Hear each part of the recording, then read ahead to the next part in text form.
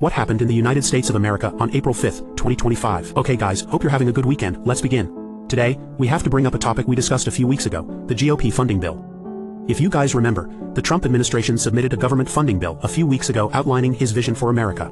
The House bill consisted of up to $4.5 trillion in tax cuts and up to $2 trillion in spending cuts across various programs to lift the national debt. It initially passed the House, which was when a lot of Democrats turned on Chuck Schumer, basically calling him a weak leader. Now it officially made it to the Senate, where senators from both sides attempted to amend to the bill and change to align more with their values.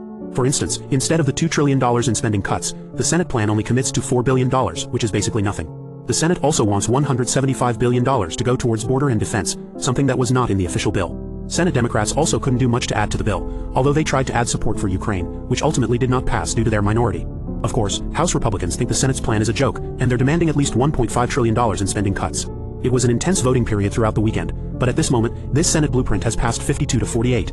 Now, both funding bills, House and the Senate, will somehow have to be combined. They will then again go through the chambers for a final round of approval, before they become official. With a large difference in the House and Senate versions, it's difficult to see how this will play out. However, Trump himself is throwing his full weight behind the Senate's plan and telling Republicans to get in line, saying it needs to pass immediately. Okay, now let's shift gears to the White House.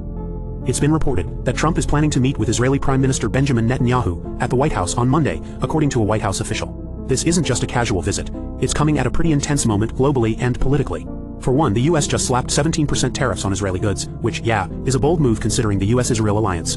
At the same time, the Israel-Gaza conflict is heating back up. The ceasefire with Hamas fell apart about a month ago, and now Israel's stepping up ground operations in northern Gaza. Remember, many people oppose Netanyahu, but the White House is keen on Israeli support in this conflict. Okay, finally, let's talk about something that happened across all 50 states today, protests.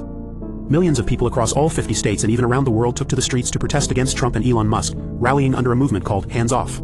There were over 1,400 protests, everywhere from state capitals and federal buildings, to city parks, and even the headquarters of Social Security. Around 600,000 people had officially signed up, and the actual numbers on the ground may have been even higher. We're talking major global cities too, London, Paris, the whole vibe was international resistance. The protesters are pushing three big demands.